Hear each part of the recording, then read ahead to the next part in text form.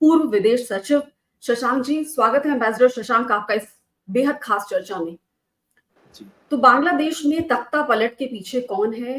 वहां की जो प्रधानमंत्री शेख हसीना को इस्तीफा देकर देश से भागना पड़ा, देश छोड़ना पड़ा, इसके पीछे की वजह क्या है? क्या बाहरी ताकतें इसके पीछे हैं? एम्बेसडर शशांक। देखिए, बांग्लादेश में स्थिति काफ़ी समय से बहुत ही सेंसिटिव और डेलिकेट बनी हुई थी। प्रोटेस्ट चल रहे थे कि जो लोग फ्रीडम फाइट में जुड़े हुए थे तो उनके परिवारों को 30% रिजर्वेशन जो पहले दिया गया था वो अब नहीं देना चाहिए। शेख हसीना जब प्रधानमंत्री थी उन्होंने उसको हटा भी दिया था। उसके बाद में हाई कोर्ट में पहुंचकर उस मसले को फिर से दोबारा से कहा गया कि नहीं, इसको नहीं हटा सकते हैं। तो इस बात का हाई कोर्ट के निर्णय का फायदा लेकर जो भी विरोधी ताकतें थी शेख हसीना के खिलाफ बांग्लादेश के अंदर, सबों ने हाथ जोड़कर पूरे तरीके से वहां पर दंगे फसाद फैलाने शुरू कर दिए। और उसका सबसे ज्यादा खामियाजा शेख हसीना की पार्टी वाले लोगों को और जो भी ऐसे लोग थे जो भारत के साथ में संबंधों को ठीक रखना चाहते हैं उनको नुकसान हुआ। क्योंकि ये सब ये कहते थे कि शेख हसीना जो है भारत के साथ में रिश्ते अच्छे करना चाहती है और भारत का इनके ऊपर दबाव रहता है। तो एक प्रकार से मैं कहूँगा कि ये शेख हसीना और भारत दोनों के खिलाफ एक प्रकार से ये वहाँ पर एक उन्मादी भीड़ का हमला चल रहा था। और उन्मादी भीड़ ने ऐसे हालात बना दिए कि शेख हसीना को यही लगा कि अब छोड़ के जाना चाहिए। शायद बातचीत करने की उन्होंने कोशिश करी लेकिन वो बातचीत को सफल नहीं हो पाई। अंत में उनको वहाँ की सेना ने या और भी जो सिक्योरिटी फोर्सेज हैं उन्होंने एडवाइस किया होगा कि अब बेहतर ये है कि हम संभालेंगे स्थिति को बाद में, लेकिन फिलहाल आप चलिए यहाँ से। तो हमने देखा ये है कि वो वहाँ से फिलहाल आ गई हैं और बांग्लादेश के ही सैनिक विमान में आई हैं। लेकिन दूसरी तरफ ये भी है कि हमने देखा है कि वहाँ की स्थिति बहुत ही इस समय अनकंट्रोल्ड ऐसा हो गया है कि सब के सब लोग जो है हवा में फायरिंग कर रहे हैं। सेना वाले भी बिल्डिंग्स में, जमात जो इनकी अवामी लीग का जो दफ्तर है उसमें आग लगा दी गई है। किसी और पुराने मंत्री जो थे उनके घरों में आग लगा दी गई है।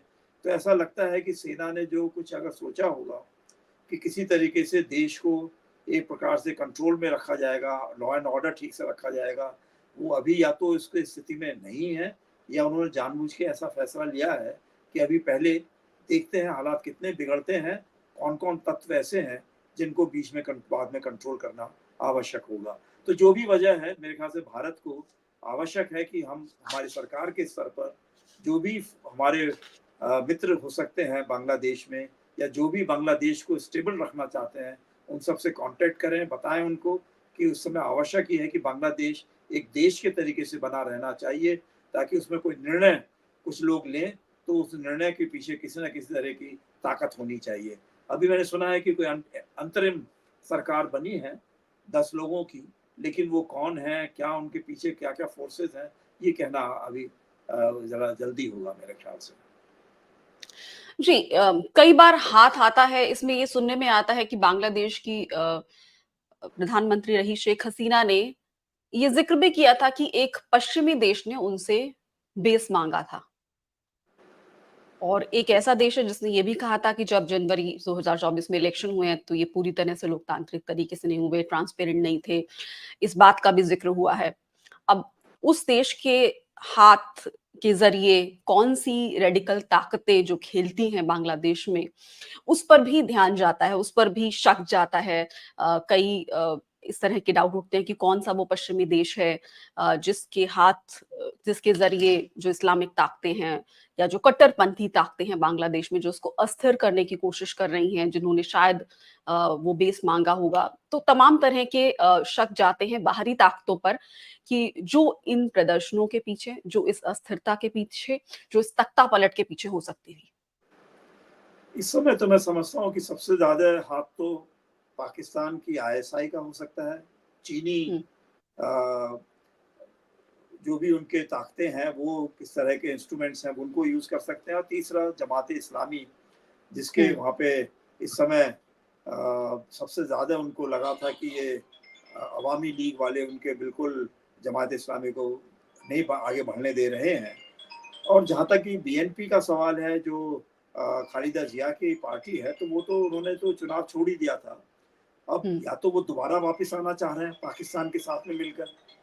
मैं सोचता हूँ जहाँ तक कि ग्लोबल ताकत है, जो वेस्टर्न पावर की हुँ, बात आपने कही है, तो हुँ, जो ग्लोबल पावर्स होती हैं मेरे ख्याल से ऐसे छोटे मसलों में नहीं इन्वॉल्व होना चाहेंगे डायरेक्टली। वो सोचेंगे कि इस तरह से जो है, जो और ताकतें छोटी हैं, अपना गेम प्ले करने दीजिए, बाद में उनको देखा जाएगा। तो वो जी, बाद में निकल के आएगा वो हाथ उनका। लेकिन हुँ, फिलहाल तो यही है, मैं समझता हूँ कि पाकिस्तान, चीन और जमात-ए-इस्लामी और बीएनपी उनके साथ में मिलकर और जमात-ए-इस्लामी पाकिस्तान के साथ में मिलकर कोशिश करेंगे कि किस तरीके से बांग्लादेश को अस्थिर करा जाए, बिल्कुल क्राउड मैनेज करा जाए, ताकि जो भी उनके लोग हैं जो भीड़ में जाते हैं, क्योंकि चुनाव होते हैं तो हार जाते हैं, लेकिन भीड़ हुँ, में सबसे ज़्यादा हल्ला करते हैं, सबसे ज़्यादा डैमेज करते हैं प्रॉपर्टीज़ को। तो वो उसको करने में लगे हुए हैं।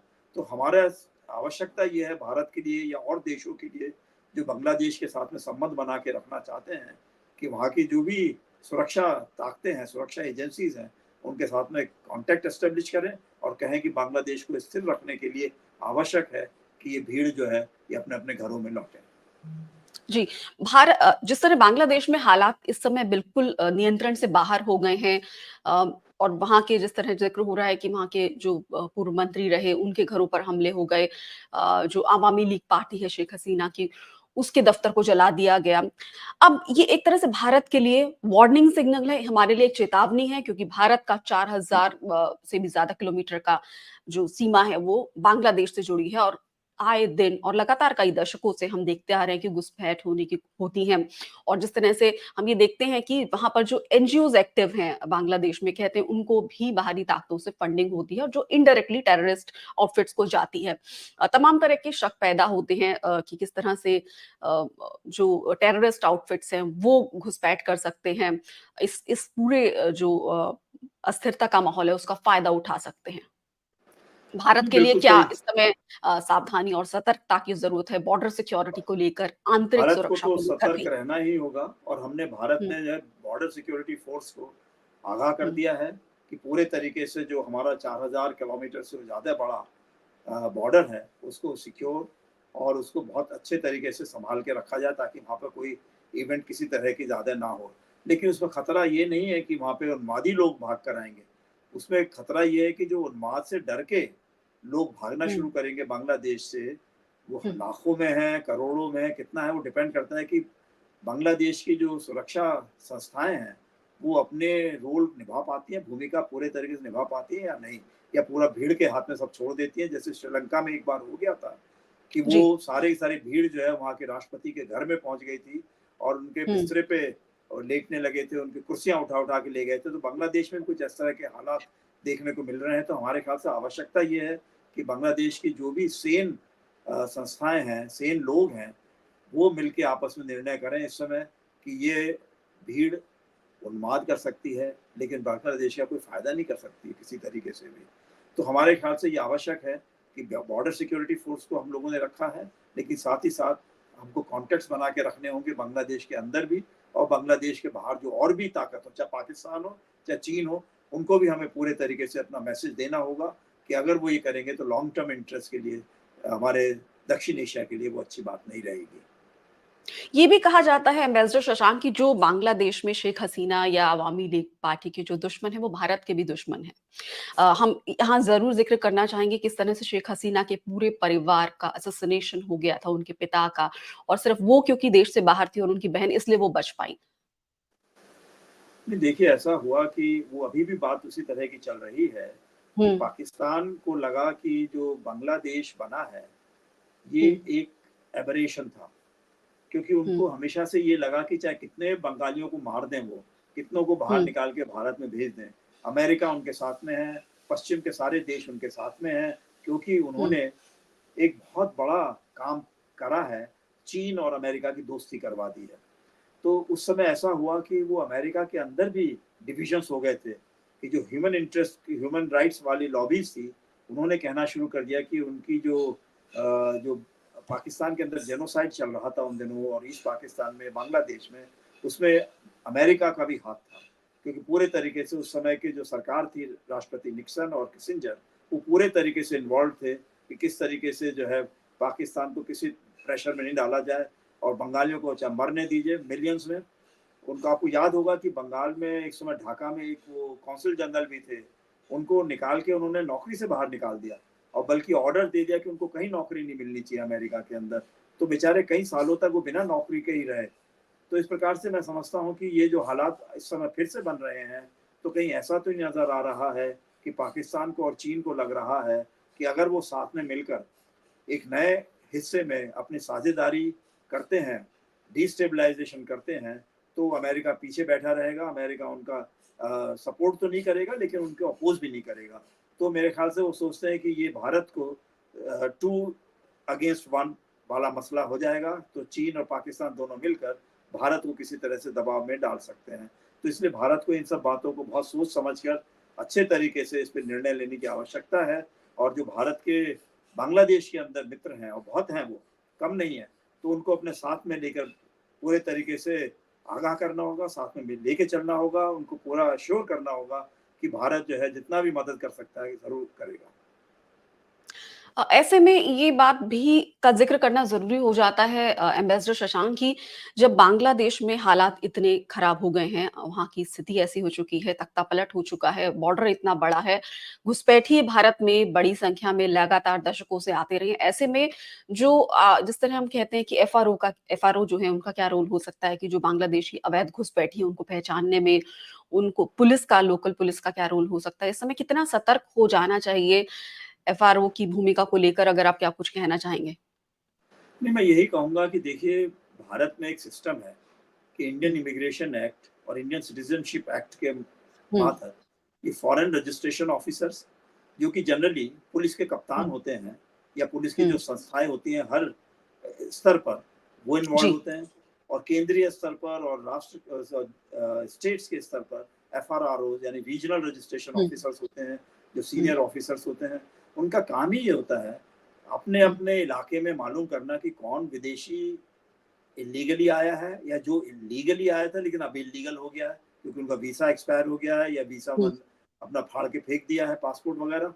तो एक प्रकार हुँ। से ये उनकी जिम्मेदारी बनती है और उनको पूरी ताकत है इस बात को इन्फॉर्म रखने की अपने को, और पूरे रिकॉर्ड्स रखने की। मैं समझता हूँ कि भारत की संस्थाएं इतनी कमजोर नहीं हुई हैं अभी तक। कमजोर क्या हुआ है, क्योंकि पॉलिटिकली जो भी राजनेता होते हैं उनको सपोर्ट मिलती है इन इलीगल माइग्रेंट से, क्योंकि वो कहते हैं सब माई बाप, हम तो आपको वोट दे देंगे, आप हमको जमीन दिलवा दीजिए थोड़ी सी, हुँ, और आपको कहीं काम करने के लिए करना है, वोटिंग वगैरह के लिए या कहीं बूथ के लिए सपोर्ट करने के लिए हम तैयार हैं आगे के लिए। तो भारत के अपने नागरिकों के खिलाफ इस तरह के जो इलीगल माइग्रेंट्स आते हैं, वो बन के खड़े हो जाते हैं। तो मैं समझता हूँ कि जो पॉलिटिकल फैक्टर्स होते हैं, वो किसी हुँ। प्रकार से डेमोक्रेसी को वीकन करने का करते हैं, जबकि डेमोक्रेसी को पॉलिटिकल फैक्टर्स और पॉलिटिकल पार्टीज को स्ट्रेंथन करना होता है। ऐसे में थाना जो स्टेट पुलिस है उसकी भूमिका होती है कि वो आइडेंटिफाई करें इन इलीगल इमिग्रेंट्स को।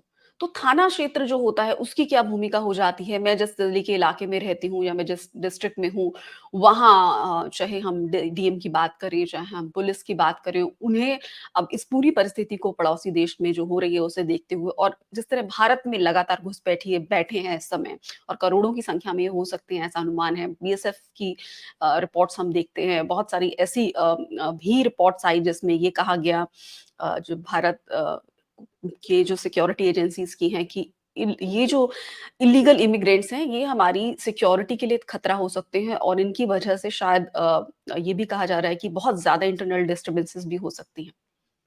नहीं, आपने सही कहा, ये सब बातें बहुत ध्यान में रखने की हैं। देखिए, पंजाब में अभी हाल में हुँ, सरकार ने ये निर्णय लिया कि 20 किलोमीटर तक जो है दायरा बीएसएफ की फोर्सेस का रहेगा, क्योंकि वहाँ पे जिस प्रकार से पाकिस्तान ड्रोन्स वगैरह के मसले तरीके से हेरोइन वगैरह भेज रहा था या आर्म्स भेज रहा था, तो ऐसे में उन्होंने ये हुँ, बढ़ाया। तो जितने भी हमारे बॉर्डर एरियाज में उसमें बीएसएफ का सेंट्रल फोर्सेस का रोल बढ़ाना आवश्यक है। दूसरा, जो हमारे थाने हैं, ये उनकी जिम्मेदारी बनती है और हमेशा से बनी रही है, करते रहे अपना काम। लेकिन अगर उनके ऊपर बहुत सारी जिम्मेदारियां दे दी जाएं और उनको इतने इंस्ट्रूमेंट्स नहीं दिए जाएं, इतने लोग नहीं दिए जाएं काम करने वाले, या उनको इतना समय नहीं मिले, या उनको कहा जाए कि नहीं, आपको हम जो है एक घर दिलवा देंगे, हुँ, अपार्टमेंट दिलवा देंगे कलकत्ते में या कहीं पर, लेकिन आप जो है इनको थोड़ा-सा ओवरलुक कर दीजिए, इस तरह की चीज़ों को, तो बड़ा मुश्किल हो जाता है। तो आपने जो है यानी हुँ, कि हाईएस्ट लेवल से ही आपने अपने पॉलिटिकल जो पुलिस सिस्टम है, उसी को अंडरमाइन कर दिया, तो वो करना नहीं चाहिए, क्योंकि ये आवश्यक है। और ख़ास करके जिस तरीके के हालात अब बांग्लादेश में बने हैं, और जो पाकिस्तान अगर कोशिश कर रहा है और चीन कोशिश कर रहा है कि बांग्लादेश को एक तरीके से इंस्ट्रूमेंट्स की तरह यूज़ करा जाए भारत के खिलाफ, तो हम समझते हैं कि अब सारे जितने भी हमारे नेता हैं, चाहे सरकार में हो चाहे ऑपोजिशन में हो, सबको मिलजुल कर ये निर्णय लेना होगा कि किस तरीके से ये पूरा इलीगल्स को आइडेंटिफाई करना है, बाहर निकालना है, और जितने भी हमारे जो एंटी नेशनल फोर्सेज हैं, उनको भी आइडेंटिफाई करके उनके खिलाफ एक्शन लेना आवश्यक है। जी। तो आपके कंक्लूडिंग कमेंट इस पूरी चर्चा को लेकर कि बांग्लादेश में जिस तरह से तख्तापलट हुआ है, उसको लेकर हमारी बॉर्डर सिक्योरिटी कितनी मजबूत हो जानी चाहिए। अब तो तकनीक आ गई है, तमाम तरह के ड्रोन्स हैं, एआई ऑपरेटेड कैमराज़ हैं और हमारे जो दिल्ली तक हम देखते हैं अवैध अतिक्रमण है, क्योंकि ये जो अवैध घुसपैठिए होते हैं, ये कोई इतने किसी के किराए पर या वेरिफिकेशन करा के तो नहीं लेते होंगे। झुग्गियों में और जो सरकारी ज़मीन है उस पर अवैध कब्ज़े करते हैं। दिल्ली में जगह-जगह हम ये देखते हैं और पूरे भारतवर्ष में ऐसा हो रहा होगा कि अवैध ज़मीन ली और सरकारी ज़मीन पर या किसी और ऐसी जगह पर झुग्गियाँ, बस्तियाँ अपनी बनाते हैं और फिर बहुत जल्दी से फैलते चले जाते हैं। तो आंतरिक सुरक्षा को देखते हुए, तमाम इसके जो पहलू हैं उसको देखते हुए आप क्या कहना चाहेंगे? नहीं, देखिए, अभी तक आंतरिक सुरक्षा को हम लोग अलग से डील कर रहे थे, और जो बाहर हुँ, की सुरक्षा होती है, उसको अलग हुँ, से। डिप्लोमेसी को एक तरीके से हम सोच रखा था कि ठीक है, दोस्ती बढ़ाने का हम हुँ, ज़रिया बनाएँगे, तो बांग्लादेश की मदद लेंगे, कि अपने नॉर्थ ईस्ट के इलाकों से अपना जो है वो ट्रैफ़िक को आने-जाने के लिए, ट्रेड को आने-जाने के लिए कुछ वहाँ पे जो अगर पोर्ट्स वगैरह फैसिलिटीज़ दे सकते हैं, तो अलग-अलग तरीके से मैं कहूँगा कि वो हिस्सों में देखा जा रहा था।